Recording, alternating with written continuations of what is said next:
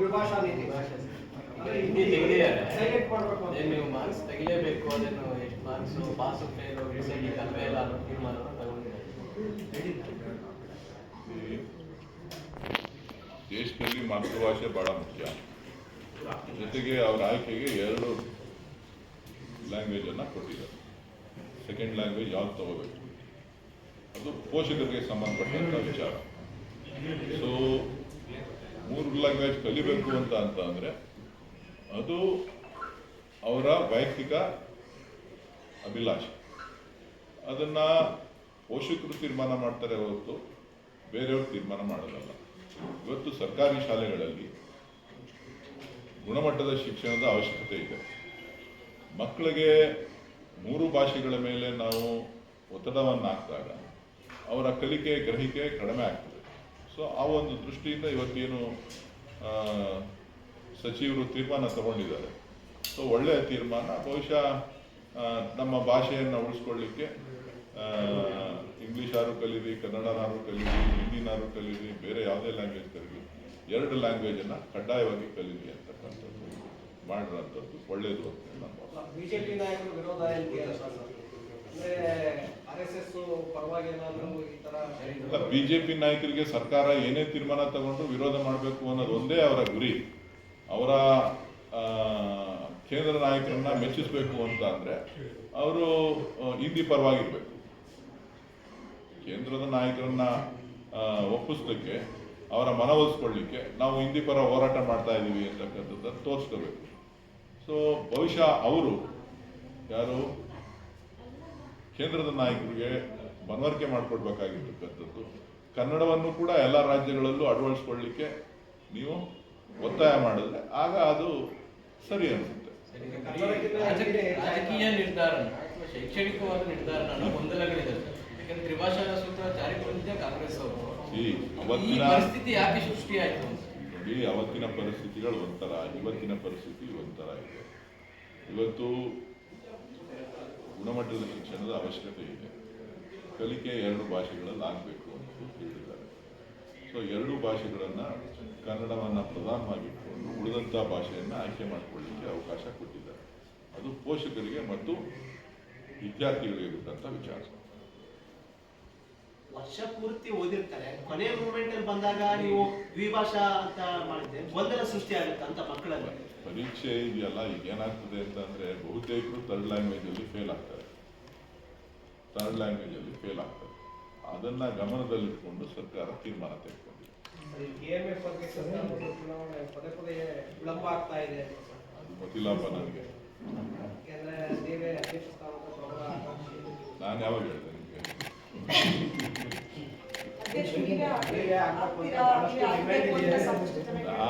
ನಾನು ಹೇಳಲೇ ಇಲ್ವಲ್ಲ ನಿಮಗೆ. ಪರವಾಗಿರುವಂತವರು ಡಿಮ್ಯಾಂಡ್ ಜಾಸ್ತಿ ಮಾಡ್ತಾ ಇದ್ದಾರೆ, ಅವರೇ ಆಗ್ಬೇಕು. ನನಗೆ ಯಾರು ಕಾಣಿಸ್ಲಿಲ್ಲಪ್ಪ, ನನಗೆ ಅದ್ರ ಬಗ್ಗೆ ನಾಲೆಡ್ಜು ಇಲ್ಲ.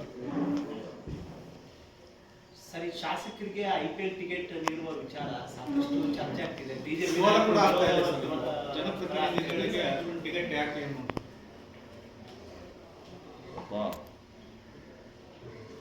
ಟಿಕೆಟ್ ಕೇಳಿರೋದು ತಪ್ಪು.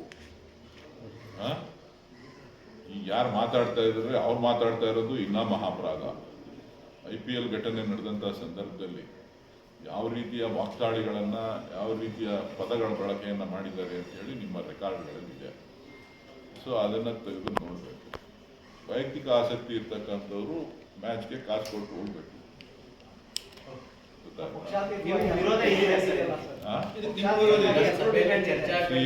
ನೋಡ್ರಿ, ಮೊದಲಿಂದಾನು ಕೊಟ್ಕೊಂಡು ಬಂದಿದ್ದಾರೆ, ಮೊದಲಿಂದಾನು ನಡ್ಕೊಂಡು ಬಂದಿದೆ.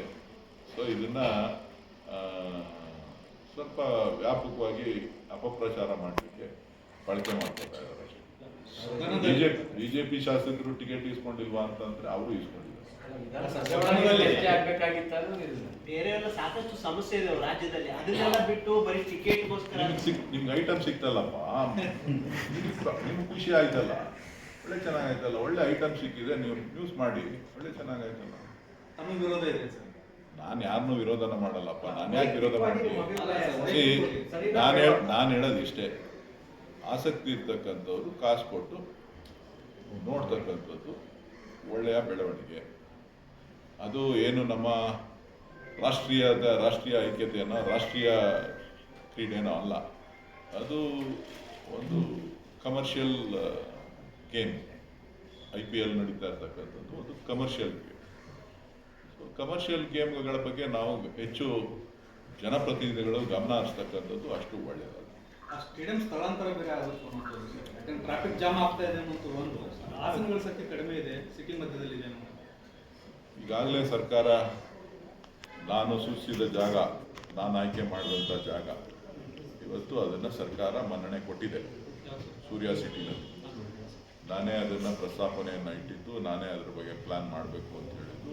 4 ದಿಕ್ಕುಗಳಲ್ಲಿ, ಬೆಂಗಳೂರಿನ 4 ದಿಕ್ಕುಗಳಲ್ಲಿ 4 ಕ್ರೀಡಾಂಗಣಗಳನ್ನು ಮಾಡಬೇಕು ಅಂತ ಹೇಳಿ. ಯಾಕೆ ಅಂತ ಅಂದರೆ ಕಂಠೀರವ ಕ್ರೀಡಾಂಗಣ, KSVA, ಫುಟ್ಬಾಲ್ ಸ್ಟೇಡಿಯಂ, ಒಂದು 2-3 ಬಿಟ್ಟರೆ ಇನ್ನು ಮಿಕ್ಕಿದ್ದು ಯಾವುದೂ ಕೂಡ ಇಷ್ಟೊಂದು ಜನಸಂಖ್ಯೆ ಇರ್ತಕ್ಕಂಥ ಒಂದು ನಗರಕ್ಕೆ ಯುವಕರನ್ನ ಪ್ರೋತ್ಸಾಹ ಮಾಡಬೇಕು ಅಂತ ಅಂದಾಗ, ಯುವಕರಿಗೆ ಕ್ರೀಡೆಗೆ ಪ್ರೋತ್ಸಾಹ ಕೊಡುವಂಥ ಸಂದರ್ಭದಲ್ಲಿ ಬೆಂಗಳೂರಿನ 4 ದಿಕ್ಕುಗಳಲ್ಲಿ ಮಾಡಬೇಕು ಅಂತೇಳಿ ನಾನು ಒತ್ತಾಯವನ್ನು ಮಾಡಿದ್ದೆ.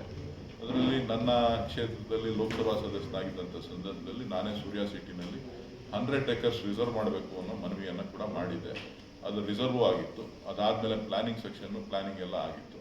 ಅನೇಕ ಬಾರಿ ಈ ವಿಚಾರವಾಗಿ ನಾನು ಸಚಿವರನ್ನ ಮತ್ತು ಜಮೀರ್ ಅಹ್ಮದ್ ಅವ್ರನ್ನ ಮತ್ತು ಶಿವಲಿಂಗೇಗೌಡರ ಅಧ್ಯಕ್ಷರನ್ನ ಎಲ್ಲ ಭೇಟಿ ಮಾಡಿ ಸಾಕಷ್ಟು ಚರ್ಚೆಗಳನ್ನು ನಾನು ಮತ್ತು ಶಾಸಕರಾದಂಥ ಶಿವಣ್ಣವರು ಮಾಡಿದ್ವಿ. ಅದು ಕ್ಯಾಬಿನೆಟಲ್ಲಿ ಕೂಡ ಅನುಮೋದನೆ ಆಗಿದೆ. ಸುಮಾರು 50-60 ಎಕರೆ ಪ್ರದೇಶದಲ್ಲಿ ಒಂದು ಅತ್ಯುತ್ತಮವಾದಂಥ ಒಂದು ಕ್ರೀಡಾಂಗಣ ಆಗ್ತದೆ. BDAನಲ್ಲೂ ಕೂಡ ನಾನು ಮಾನ್ಯ ಉಪಮುಖ್ಯಮಂತ್ರಿಗಳಿಗೆ ಮನವಿ ಮಾಡಿದ್ದೇನೆ. ಅದು ಶಿವರಾಮ್ ಕಾರಂತ ಲೇಔಟ್, ಅಲ್ಲೂ ಕೂಡ ಒಂದು 40 ಎಕರೆ 30 ಎಕರೆ 40 ಎಕರೆ ಅಷ್ಟು ರಿಸರ್ವ್ ಮಾಡಿದ್ದಾರೆ. ಅಲ್ಲೂ ಕೂಡ ಒಂದು ಕ್ರೀಡಾಂಗಣ ಆಗಬೇಕು. 4 ದಿಕ್ಕುಗಳಲ್ಲೂ ಕೂಡ ಒಂದು ಕ್ರೀಡಾಂಗಣ ಆಗಬೇಕು. ಬಿಡದಿ ನಾವೇನು ಮಾಡ್ತಾ ಇದ್ದೀವಿ, ಅಲ್ಲೂ ಕೂಡ ಒಂದು ಸುಸಜ್ಜಿತವಾದಂಥ ಕ್ರೀಡಾಂಗಣಕ್ಕೆ ನಾನು ಸ್ಥಳವನ್ನು ನಿಗದಿ ಮಾಡಲಿಕ್ಕೆ ನಾನು ಸಂಬಂಧಪಟ್ಟಂಥವ್ರ ಹತ್ರ ಮಾತನಾಡ್ತೀನಿ. ಸರ್, ಬೈ ಎಲೆಕ್ಷನ್ ಪ್ರಚಾರಕ್ಕೆ ನನಗೂ ಹೇಳಿದ್ದಾರೆ, ಸಮಯ ಅವಕಾಶ ಸಿಕ್ತು ಅಂತಂದರೆ ಹೋಗ್ಬಾರ್ದು. 2 ಕ್ಷೇತ್ರಗಳಿಗೆ ಹೋಗ್ತೀರಿ ಸರ್? ನಾಯಕರುಗಳಿದ್ದಾರೆ, ನಾಯಕರುಗಳು ಮಾಡ್ತಾರೆ. ಮಧ್ಯದಲ್ಲಿ ಯಾವಾಗ ಕೆಲಸ ಇರ್ತದೆ ಹೋಗ್ತೀವಿ. ಜಮೀರ್ ಅಹ್ಮದ್ ಖಾನ್ ಅವ್ರು ಮುಗಿಸ್ಕೊಂಡಿದ್ದಾರೆ ಅಂತ ಸರ್. ನಗ್ನಗ್ತಾ ಓಡಾಡ್ತಾ ಇದ್ದಾರೆ. ನಿಮ್ಗೆ ಯಾವ ಕಾರಣಕ್ಕೂ ಮುಗಿಸೋರು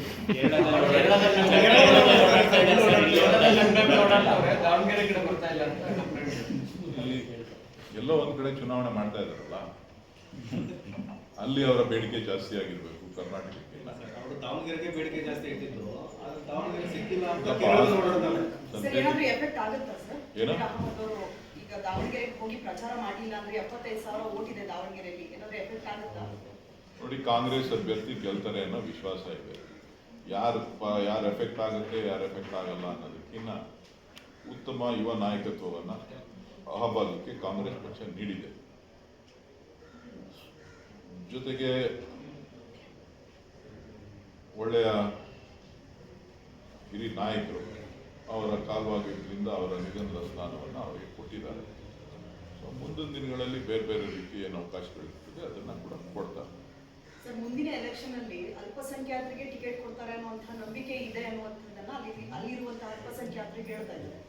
ಅದ್ರ ಬಗ್ಗೆ ನನಗೆ ಗೊತ್ತಿಲ್ಲ, ಅದು ಹೈಕಮಾಂಡ್ ಗಮನಿಸ್ತದೆ. ಹೈಕಮಾಂಡ್ ಸಂಬಂಧಪಟ್ಟಂಥ ವಿಚಾರ. ಒಟ್ಟಾರೆಯಾಗಿ ಈ ಚುನಾವಣೆಯಲ್ಲಿ ಖಂಡಿತ ನಮ್ಮ ಅಭ್ಯರ್ಥಿಗಳು ಗೆಲ್ತಾರೆ. ಸರಿ, ರಿಜಿಸ್ಟರ್ಡ್ ಎಲೆಕ್ಷನ್ಸ್ ಅಲ್ಲಿ ಗ್ಯಾರಂಟಿಗಳಂತೂ ಕಾಂಪಿಟೇಷನ್ ಮೇಲೆ ಎಲ್ಲ ಪಾರ್ಟಿಗಳು ಕೂಡ ಘೋಷಣೆ ಮಾಡ್ತಾ ಇದ್ದಾರೆ. ನಿಮ್ಮ ಗ್ಯಾರಂಟಿಗಳೇ ಈ ಘೋಷಣೆಗಳ ಬಗ್ಗೆ ತಮ್ಮ ಅಭಿಪ್ರಾಯ? ಯಾಕಂದ್ರೆ ಲಾಸ್ಟ್ ಟೈಮ್ ತಾವು ಹೇಳಿದ್ರಿ, ಘೋಷಣೆ ಮಾಡೋಕೆ ಮುಂಚೆ ಯೋಚನೆ ಮಾಡಬೇಕಾಗಿ ಕೆಲವು ಶಾಸಕರೆಲ್ಲ ರಾಜ್ಯದಲ್ಲಿ ಗ್ಯಾರಂಟಿಗಳ ಬಗ್ಗೆ ಕಂಪ್ಲೇಂಟ್ಸ್ ಹೇಳ್ತಿದ್ದಾರೆ, ಡೆವಲಪ್ಮೆಂಟಿಗೆ ಸಿಗ್ತಾ ಇಲ್ಲ. ಇದು ಎಲ್ಲ ಕಡೆಗೂ ರಿಫ್ಲೆಕ್ಟ್ ಆಗ್ತಾ ಇದೆ. ಅಸ್ಸಾಂ ಎಲ್ಲ ಕಡೆ ರಿಫ್ಲೆಕ್ಟ್ ಆಗೋ ಅಂಥದ್ದಲ್ಲ ಇದು. ನೋಡಿ, ನಮ್ಮ ರಾಜ್ಯದ ಆರ್ಥಿಕ ಪರಿಸ್ಥಿತಿಗಳನ್ನು ಗಮನದಲ್ಲಿಟ್ಟುಕೊಂಡು, ಜೊತೆಗೆ ಯಾವ ವರ್ಗಗಳು ಅಂದರೆ ಜಾತಿ ಅಲ್ಲ, ಎಲ್ಲ ಜಾತಿಯಲ್ಲೂ ಬಡವರಿದ್ದಾರೆ, ಎಲ್ಲ ಧರ್ಮದಲ್ಲೂ ಬಡವರಿದ್ದಾರೆ.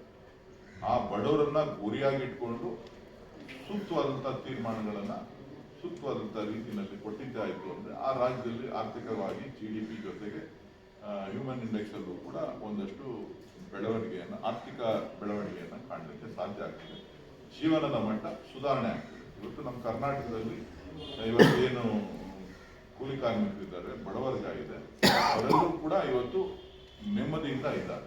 ಯಾರು ಏನೇ ಮಾತಾಡ್ಬೋದು, ಒಂದ್ ಕಡೆ ಅಭಿವೃದ್ಧಿ ಕುಂಠಿತ ಆಗಿದೆ ಅಂತಕ್ಕಂಥ ಕೂಗಿರ್ಬೋದು, ಆದರೆ ಆರ್ಥಿಕವಾಗಿ ಸಾಮಾಜಿಕವಾಗಿ ಒಂದು ಬದಲಾವಣೆ ಅಂತೂ ಕರ್ನಾಟಕ ರಾಜ್ಯದಲ್ಲಿ ಆಗಿದೆ. ಕೆಲವರು ವಿರೋಧ ಮಾಡ್ತಾರೆ, ನಾನು ಇಲ್ಲ ಅಂತ ಹೇಳೋದಿಲ್ಲ, ಸಮಸ್ಯೆಗಳಿದೆ ಇಲ್ಲ ಅಂತ ಹೇಳೋದಿಲ್ಲ, ಬಟ್ ಬದಲಾವಣೆಯ ಒಂದು ಪರಿಸ್ಥಿತಿ ಏನಿದೆ ಅದನ್ನ ನಾವು ಗ್ರಾಮೀಣ ಪ್ರದೇಶಗಳಲ್ಲಿ ನಾವು ನೋಡ್ತಾ ಇದ್ದೇವೆ. ನೆಮ್ಮದಿಯ ಬದುಕನ್ನು ನಾವು ಕಾಣ್ತಾ ಇದ್ದೇವೆ. ಸರ್, ಇನ್ನೊಂದು ಈ ಇರೋ ಅನಿಲದ ಸಮಸ್ಯೆ, ತೈಲದ ಸಮಸ್ಯೆ, ನಾವೆಲ್ಲ ಕೊರೋನಾ ರೀತಿ ಹೋರಾಡಬೇಕು ಅಂತ ರಾಜ್ಯಗಳಿಗೆ ಕರೆ ಕೊಟ್ಟಿದ್ದಾರೆ ಸರ್ ಮೋದಿ ಅವರು. ಅಷ್ಟೊಂದು ಸಮಸ್ಯೆ ಆಗ್ತಿದ್ಯಾ? ಅದು ಕೇಂದ್ರ ಸರ್ಕಾರಕ್ಕೆ ಗೊತ್ತು ಏನ್ ಸಮಸ್ಯೆ ಆಗ್ತಾ ಇದೆ, ಏನ್ ಸಮಸ್ಯೆಗೆ ಆಗ್ತಾ ಇಲ್ಲ ಅಂತ.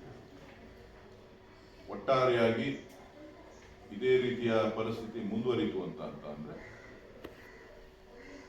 ಬಹಳ ದೊಡ್ಡ ಪರಿಣಾಮವನ್ನು ನಾವು ಎದುರಿಸಬೇಕಾಗ್ತದೆ. ಜೊತೆಗೆ ಬೆಲೆ ಏರಿಕೆಯ ಬಿಸಿ ಇಡೀ ಭಾರತ ದೇಶಕ್ಕೆ ತಟ್ಟುತ್ತದೆ, ಈಗಾಗಲೇ ತಟ್ಟಿದೆ. ಎಲ್ಲ ಪ್ರಾಡಕ್ಟ್ಸ್ಗಳ ಮೇಲೂ ಕೂಡ ಕೆಲವು ಪ್ರಾಡಕ್ಟ್ಗಳು, ಕೆಲವು ವಸ್ತುಗಳು ನಿಮಗೆ ಬೆಲೆ ಸಿಗದೆ ಬೆಲೆ ಜಾಸ್ತಿ ಆಗಿರ್ಬೋದು.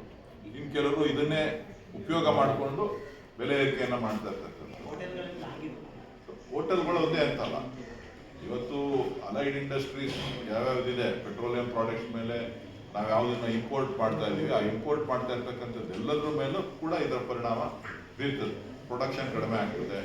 ಪ್ರೊಡಕ್ಷನ್ ಯಾರ್ಯಾರು ಗ್ಯಾಸು, ಪೆಟ್ರೋಲಿಯಂ ಪ್ರಾಡಕ್ಟ್ ಇದನ್ನ ಉಪಯೋಗಿಸ್ಕೊಂಡಿದ್ರು, ನಾಳೆ ದಿನ ಮಳೆ ಹೋಯ್ತು ಅಂತಂದ್ರೆ, ಇವತ್ತು ಮುಂಗಾರು ಪ್ರಾರಂಭ ಆಗಿ ಮಳೆ ಹೋಯ್ತು ಅಂತಂದ್ರೆ ನಮ್ಮ ಗೊಬ್ಬರದ ಮೇಲೂ ಕೂಡ ಪರಿಣಾಮ ಬೀರ್ತದೆ. ಹೌದು,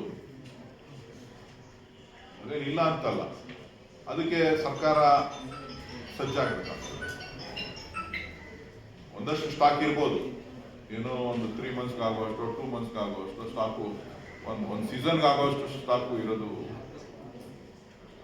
ಅದಕ್ಕೆ ಬೇಕಾದಂತ ತಯಾರಿಯನ್ನ ಸರ್ಕಾರ ಮಾಡ್ಕೋಬೇಕಾಗ್ತದೆ. ಮುನ್ನೆಚ್ಚರಿಕೆ ಕೊಡ್ತಕ್ಕಂಥದ್ದು, ಎಲ್ಲರೂ ಕೂಡ ವೆಹಿಕಲ್ಗಳಲ್ಲಿ ಜಾಸ್ತಿ ವೆಹಿಕಲ್ಗಳನ್ನು ಯೂಸ್ ಮಾಡ್ತಕ್ಕಂಥದ್ದು ಬೇರೆ ಬೇರೆ. ಈಗ ನಮ್ಮ ಹಾಲು ಒಕ್ಕೂಟಕ್ಕೂ ಕೂಡ ಒಂದು ಸಂದೇಶವನ್ನು ಕೊಟ್ಟಿದ್ದಾರೆ. ನೀವೇನು ಗ್ಯಾಸ್ ಕನ್ಸಂಪ್ಷನ್ ಮಾಡ್ತಾ ಇದ್ದೀರಿ ಅದನ್ನ 55% ಒಳಗಡೆ ನೀವು ಉಪಯೋಗಿಸಿ, ಇಲ್ಲ 100% ನೀವು ಉಪಯೋಗಿಸ್ಬೇಕು ಅಂತಂದ್ರೆ 30% ಅಡಿಷನಲ್ ಕಾಸ್ಟ್ ಬೇರ್ ಮಾಡಬೇಕಾಗುತ್ತೆ. ಸೊ ಅಡಿಷನಲ್ ಕಾಸ್ಟ್ ಬೇರ್ ಮಾಡಬೇಕು ಅಂತ ಅಂದ್ರೆ ಅದು ಅರ್ಥ ಏನು? ಬೆಲೆ ಏರಿಕೆಗೆ ಅದು ನಾಂದಿ ಆಗ್ತದೆ. ಸೊ ಹಾಗಾಗಿ ಎಸೆನ್ಷಿಯಲ್ ಕಮಾಡಿಟಿ ಒಳಗಡೆ ನಾವು ಬರ್ತೇವೆ. ಇಂಥ ಸಮಸ್ಯೆಗಳು ಇದೆ. ಈಗಲೇ ಜನ ಎಚ್ಚೆತ್ಕೊಳ್ಳೋದು ಒಳ್ಳೆಯದು. ಅಂದ್ರೆ ಈಗ ನಿಮಗೂ ಸಮಸ್ಯೆ ಆಗ್ತಾ ಇದೆ ಸರ್.